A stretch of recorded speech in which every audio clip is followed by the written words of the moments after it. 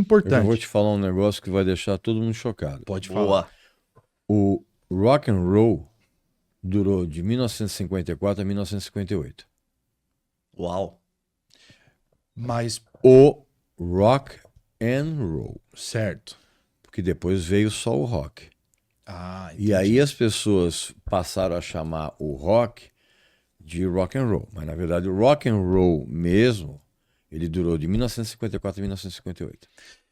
Qual a diferença entre o rock and roll e o rock como a gente conhece depois disso? O rock and roll, ele na verdade, ele foi um gênero, né, que acabou sendo derivado da mistura do hillbilly, que é o que as pessoas passaram a chamar de country music, com o blues.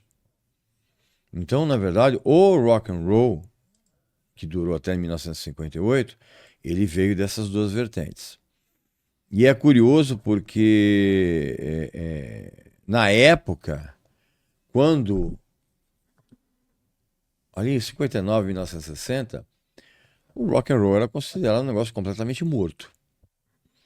Tanto que tem aquela famosa história dos Beatles sendo recusados, não sei o quê. E um dos motivos pelos quais eles foram recusados, além do teste deles ter sido bem ruim, foi o fato de que toda a indústria fonográfica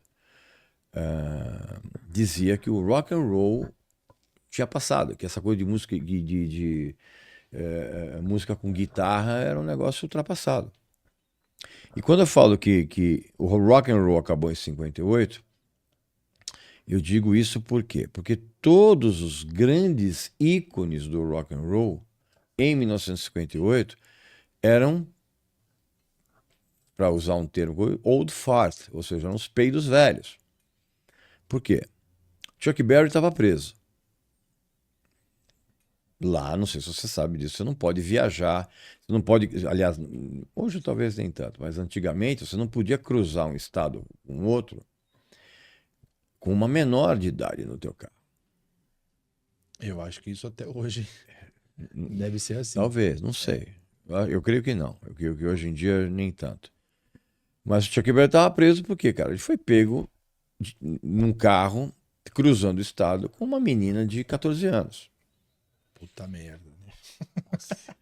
Jerry Lee Lewis tinha acabado, porque tinham descoberto a história de que ele tinha casado com a prima dele de 13 anos. Nossa.